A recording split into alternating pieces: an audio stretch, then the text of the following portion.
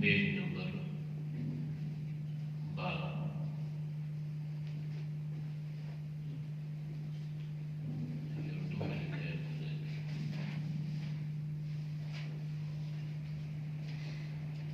أعوذ بالله من الشيطان الرجيم، بسم الله الرحمن الرحيم۔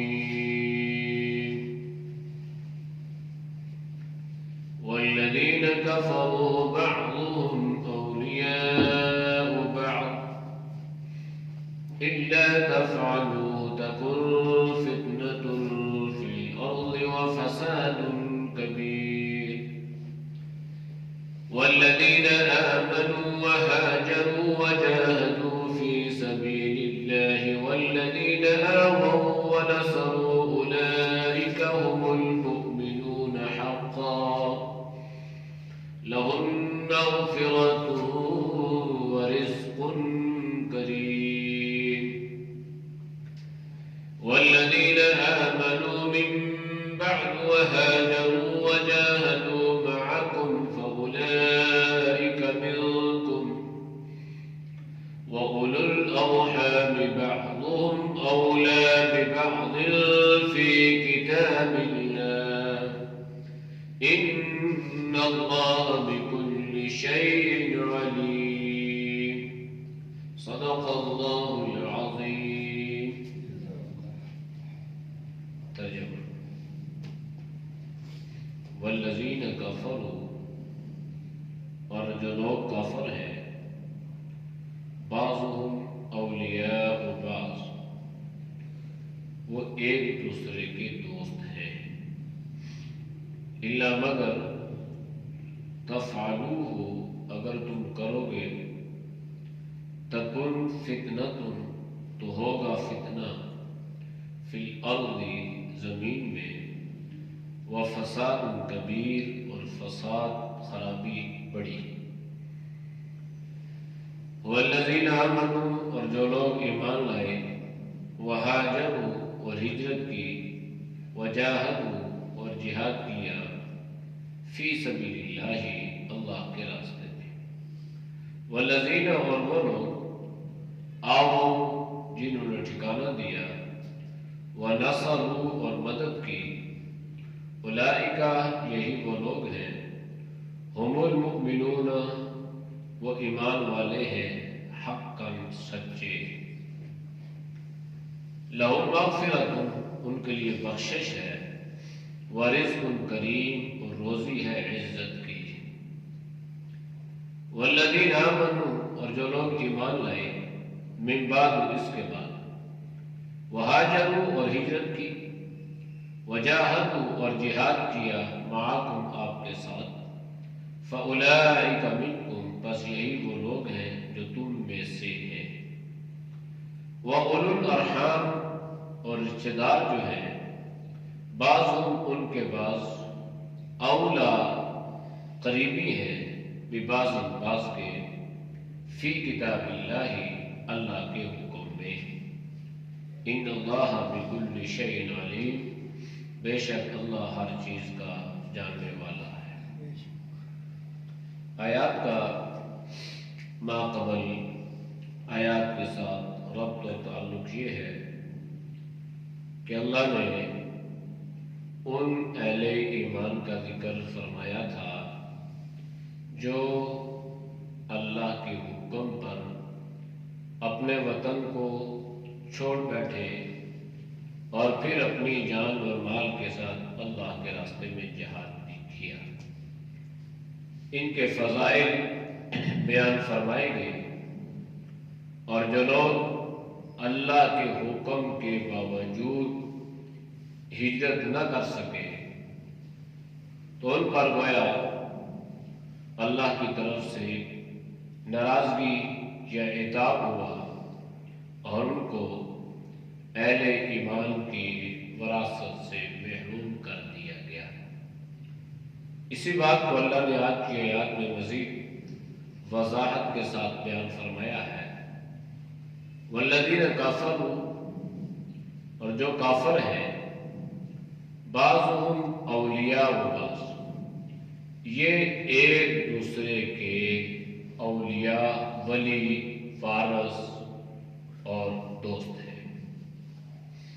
یعنی کافر کا وراثت میں، اس کے ورثے میں شریک ہو سکتا ہے، کافر کی میراث مسلمان کو اور مسلمان کی میراث کافر کو منتقل نہیں ہوتی، اور کافر جو ہے ان کی ایک دوسرے پر جو ہے وہ منتقل ہوتی ہے، اور ان کی شریعت کے مطابق ان کو اس طرح وراثت ملے گی۔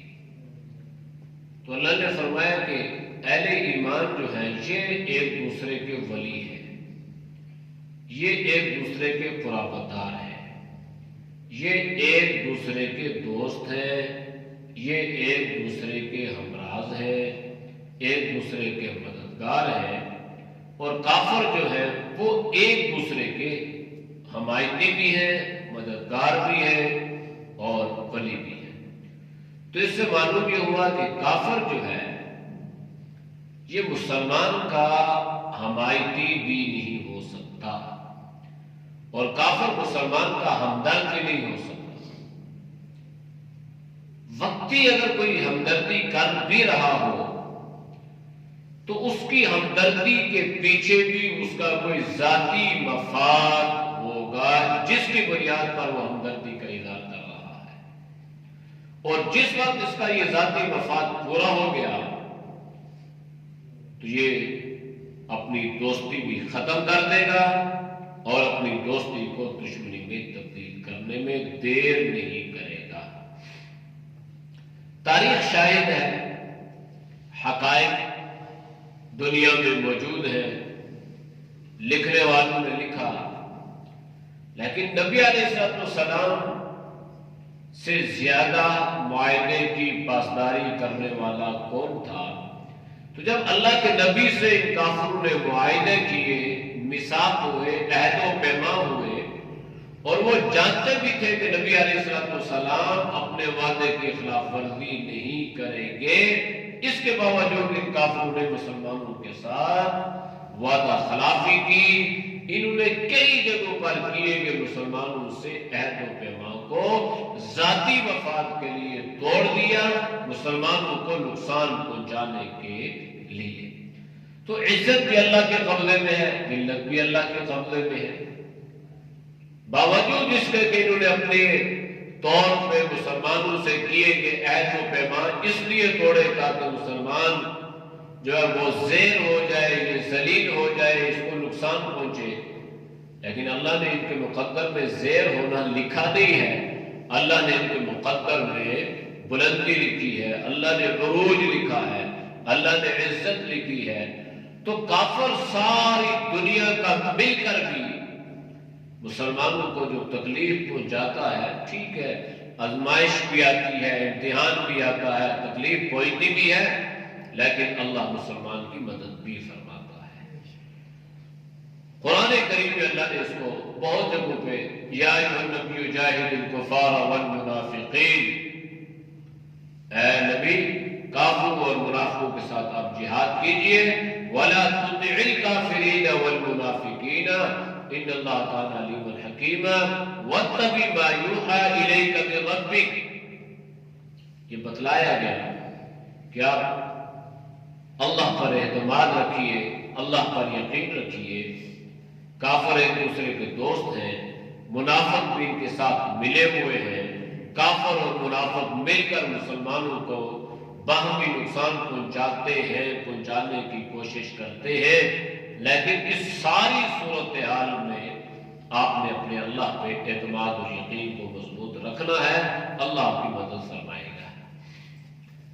الا تفعلوا تکن فتنة فی الارض وفساد کبیر۔ یہ جو اللہ نے ایک وراثت کا ایک قانون اور ایک ضابطہ بیان فرما دیا تھا نا کہ ہجرت کر کے آنے والے مہاجرین جو ہیں یہ انصار ان کے وارث بن سکتے ہیں، اگرچہ ان کا آپس میں کوئی نسبی رشتہ نہیں ہے، کوئی خونی رشتہ نہیں ہے، کوئی قریبی رشتہ نہیں ہے، یہ ایمان کا رشتہ تھا، اور یہ اس طرح بھائی چارہ اور اخوت ان میں قائم ہوئی کہ دنیا ایسی مثال پیش کرنے سے قاصر ہے اور قیامت تک قاصر رہے گی۔ اسی بنیاد پہ اللہ نے ان کو ان کا وارث بنا دیا۔ اب جو ہجرت کر کے نہیں آئے تھے وہ مسلمان، لیکن اس کے باوجود اللہ نے ان کو وراثت سے محروم فرما دیا۔ اللہ نے فرمایا اگر تم اس قانون اور اس ضابطے پر عمل نہیں کرو گے تو پھر یاد رکھنا دنیا میں فتنۃ فی الارض و فساد کبیر، دنیا میں فتنہ بھی پھیلے گا اور دنیا میں بڑی خرابی پھیل جائے گی۔ اس فتنے اور اس خرابی سے بچنے کا ذریعہ اپنی خواہشات کو قربان کر کے احکامات خداوندی پر عمل کرنا ہے۔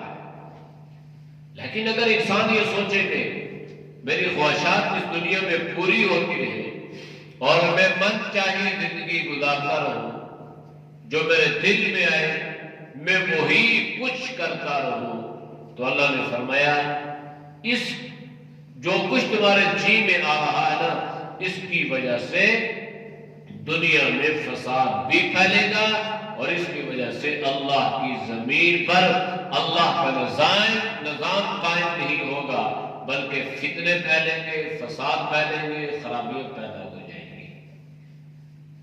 اگر اس صورتحال کو ہم سامنے رکھیں اور ساری دنیا کو ہم اپنی آنکھوں کے سامنے لائیں تو ہمیں ایک لمحے میں اس کا اندازہ ہو جائے گا کہ آج ساری دنیا میں خرابی ہے، فساد ہے۔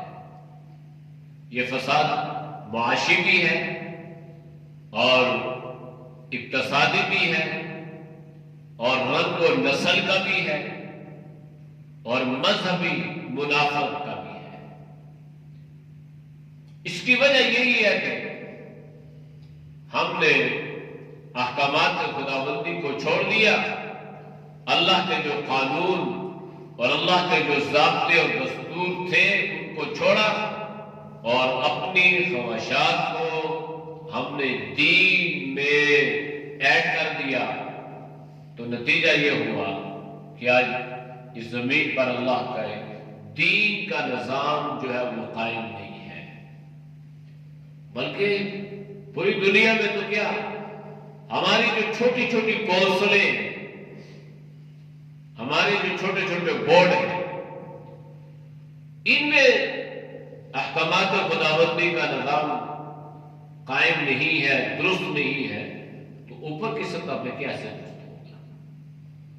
تو وجہ یہی ہے کہ اللہ نے فرمایا اگر تم ایسا نہیں کرو گے، یعنی احکامات خداوندی پر عمل نہیں کرو گے اور یہ جو ضابطے اور دستور اللہ نے میراث کے مقرر کر دیے ہیں ان پہ اگر تم عمل نہیں کرو گے تو پھر فساد پیدا ہو جائے گا۔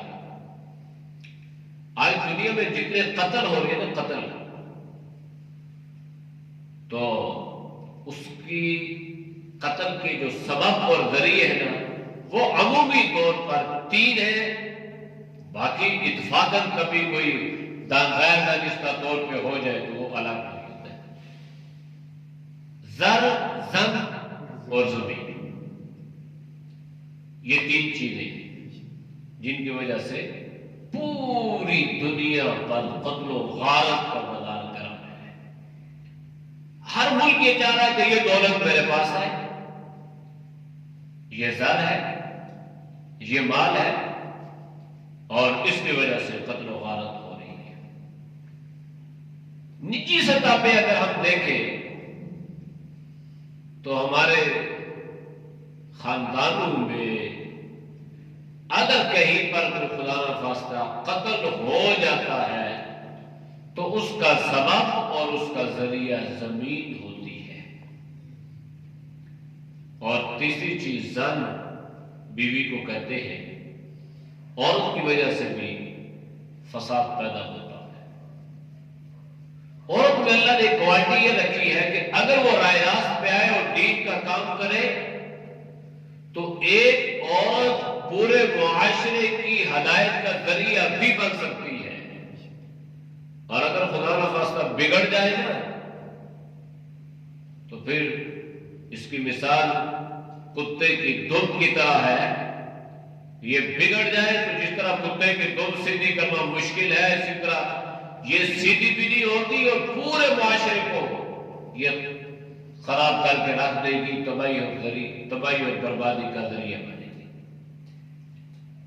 تاریخی اعتبار سے جب ہم تاریخ کا مطالعہ کریں تو عمومی طور پر ہم بڑے بڑے مجاہدین، کمانڈر، جرنیل، بزرگ اولیاء دین، مفسرین، ائمہ، محدثین، بڑے بڑی شخصیات اللہ کے فضل سے اسلام کے دامن میں ہیں۔ تو اگر آپ کسی بھی شخصیت کو لے لینا، پھر اس کی آپ اسٹڈی کریں، اس کے پس منظر میں جائیں، تو اس کے بڑے بننے میں آپ کو یا اس کی ماں کا ہاتھ نظر آئے گا، یا اس کی بیوی کا نظر آئے گا، یا اس کی بہن کا نظر آئے گا۔ عورت کا کردار بھی ایسا ہے، یعنی یہ دونوں پہلو اس میں موجود ہیں۔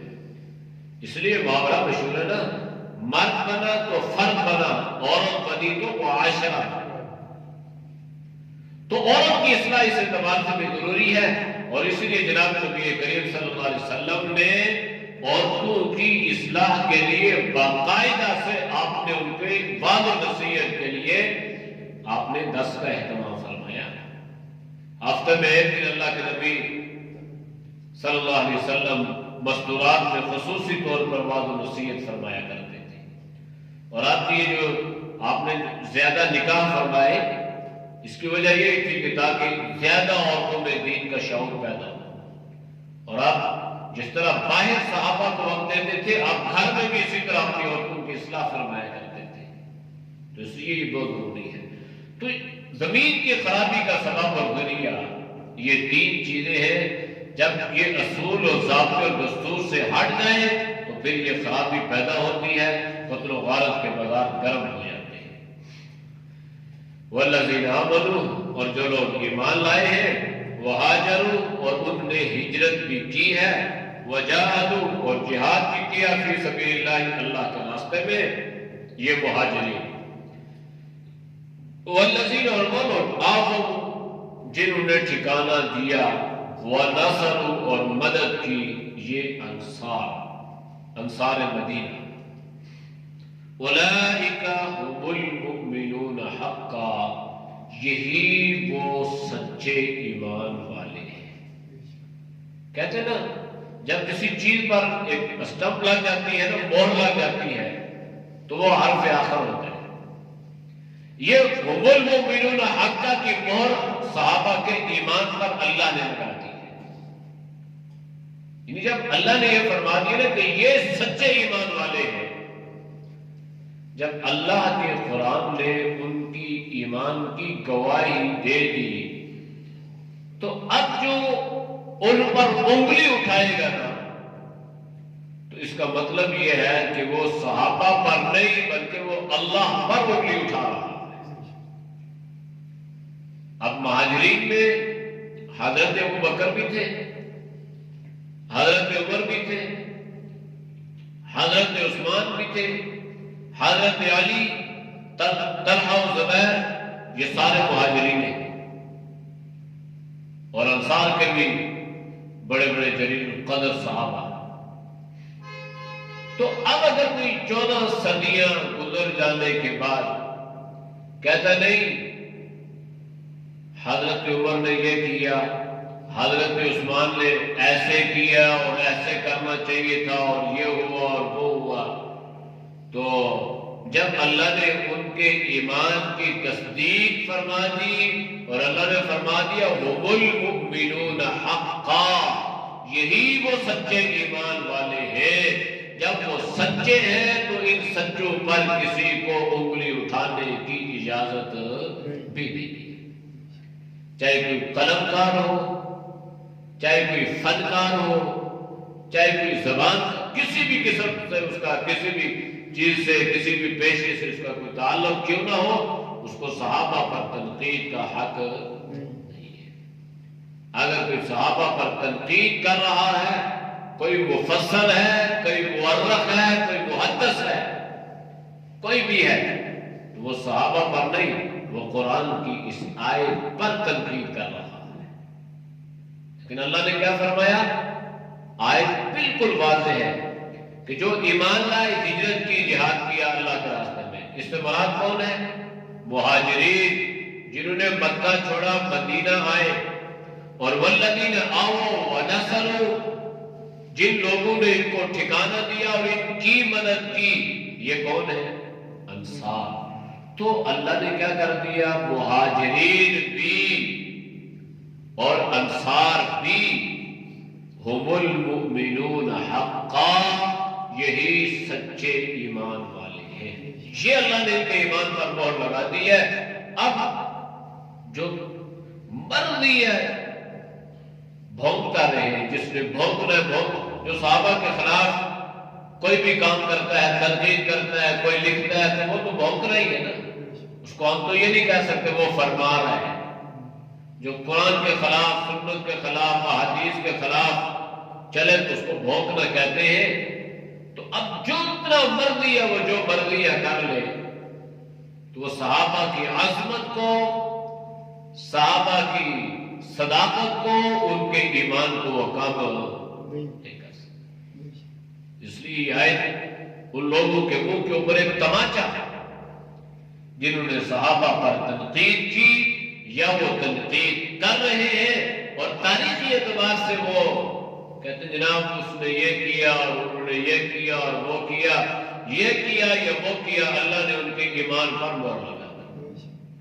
ایک طالب علم یونیورسٹی میں پڑھتا ہے، وہ سارا سال جاتا ہے نہیں جاتا، جو بھی اس کی اپنی پوزیشن ہوتی ہے، اب وہ یونیورسٹی رول کے مطابق امتحان دیتا ہے، وہ پاس ہو جاتا ہے، اس کو سند مل جاتی ہے، اس کو اس کے اوپر اس کی مہر لگتی ہے، تو یہ اس بات کی تصدیق ہے کہ بھائی اس کا جو اس نے اس یونیورسٹی سے پڑھا ہے اور اس کو اس یونیورسٹی سے یہ سرٹیفکیٹ اور یہ سند جاری ہوئی ہے اور یہ اصلی ہے، جعلی نہیں ہے۔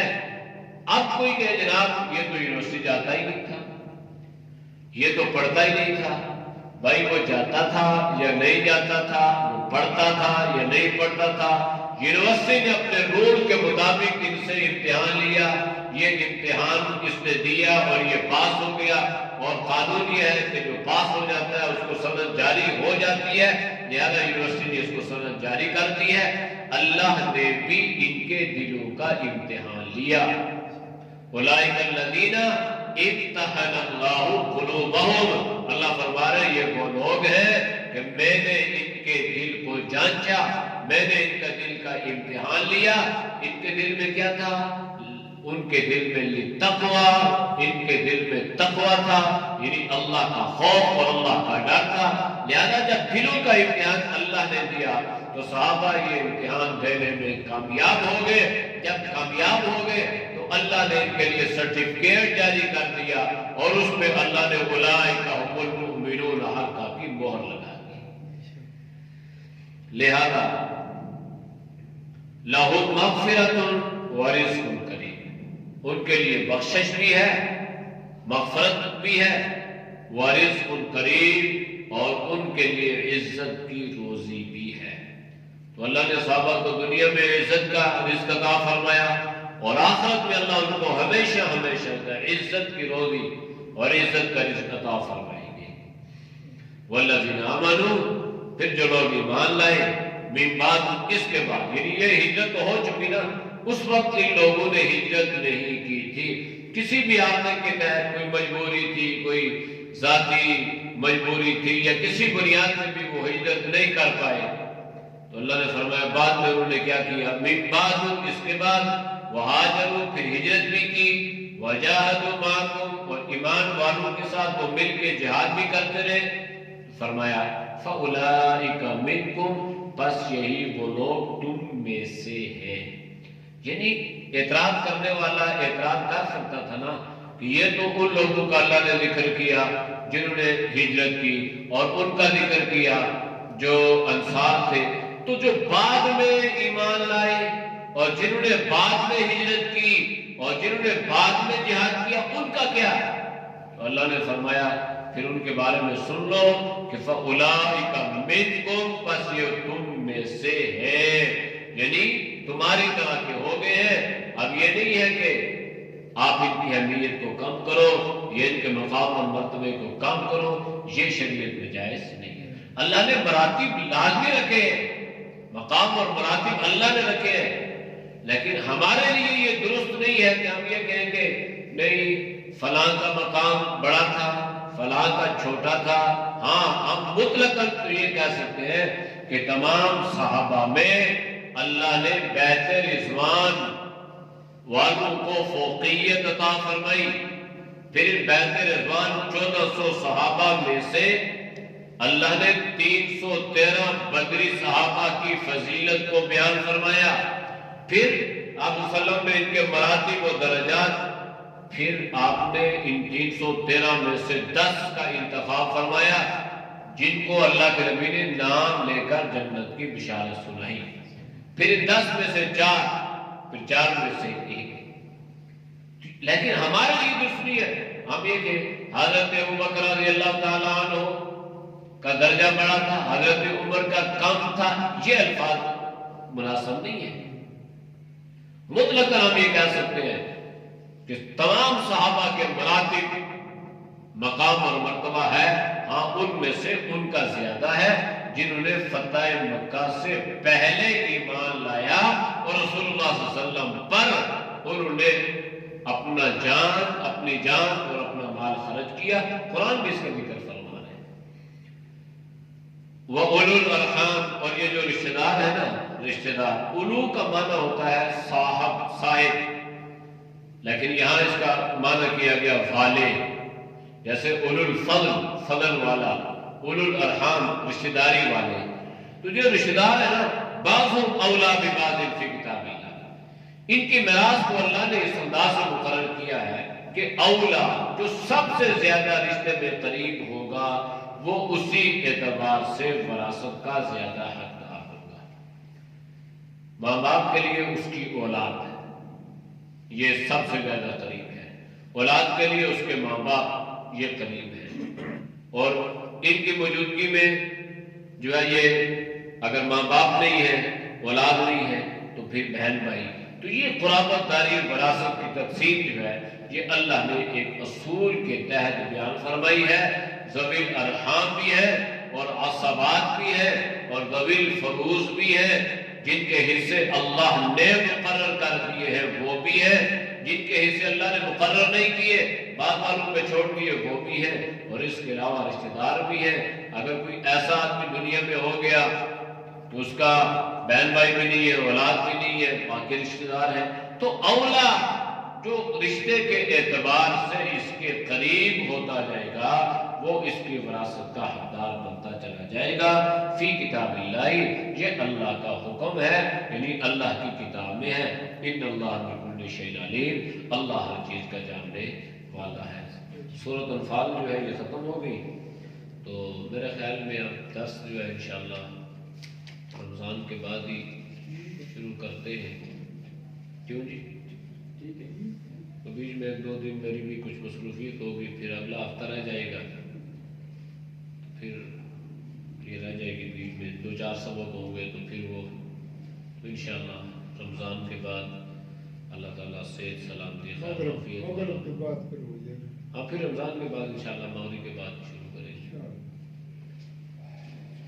الحمدللہ رب العالمین والعاقبۃ للمتقین والصلاۃ والسلام علی خیر خلق محمد وعلی آلہ وصحبہ اجمعین۔ یا اللہ ہم سب کے صغیر کبیرہ گناہوں کو معاف فرما، اے اللہ گناہوں سے حفاظت فرما۔ یا اللہ آج رات عبادت کی رات ہے، گناہوں سے معافی کی رات ہے، یا اللہ تو ہم سب کو سچی توبہ کرنے کی توفیق نصیب فرما۔ یا اللہ اس سال میں ہم سے جتنے گناہ ہوئے، جان کے ہوئے، انجانے میں ہوئے، دانستہ ہوئے، غیر دانستہ ہوئے، قصدن ہوئے، سہون ہوئے، اعلانیہ ہوئے، چھپے ہوئے، یا اللہ تو سارے گناہوں کو جانتا ہے، یا اللہ تو ہم سب کے پوری امت کے سارے گناہوں کو معاف فرما، یا اللہ گناہوں سے حفاظت فرما، نیک اعمال کی توفیق نصیب فرما۔ اے اللہ برے اعمال سے، برے خیالات سے، برے راستوں سے، بری صحبت سے اللہ تو ہم سب کی حفاظت فرما، ہمارے بال بچوں کی حفاظت فرما۔ یا اللہ تو سب کو صحت سلامتی والی زندگی نصیب فرما، ایمان تقوی طہارت والی زندگی نصیب فرما۔ جتنے ہمارے دوست ماں بزرگ جاننے والے بیمار ہیں، جو کرونا وائرس کا شکار ہے، اس کے علاوہ جو جس مرض میں مبتلا ہے، بہت سارے ہمارے دوست ہیں، نمازی ہیں، یا اللہ تو سب کو شفاء کلی عطا فرما، یا اللہ تو سب کو صحت ایمان والی زندگی نصیب فرما، یا اللہ اس وبا کو اللہ اپنی قدرت سے اپنی طاقت سے ختم فرما، اور یا اللہ اس سے ساری انسانیت کو چھٹکارا نصیب فرما، یا اللہ اس سے نجات عطا فرما، یا ارحم الراحمین یا احکم الحاکمین۔ جتنے دوست و ماں بزرگ تیری رضا کے لیے درس قرآن سنتے ہیں، اللہ ان کے سننے کو قبول فرما، ان کی جان میں، ان کی ایمان میں، ان کی صحت میں اللہ خوب برکت عطا فرما، یا ارحم الراحمین یا احکم الحاکمین۔ یہ جو رمضان آ رہا ہے اللہ صحت و سلامتی کے ساتھ یا اللہ تو ہم سب کو نصیب فرمانا، اس کی برکتوں اور اس کی رحمتوں سے اللہ کو پوری کائنات کو مستفید فرمانا۔ صلی اللہ تعالی علی نبی الامی وعلی آلہ وصحبہ اجمعین برحمتک یا ارحم الراحمین۔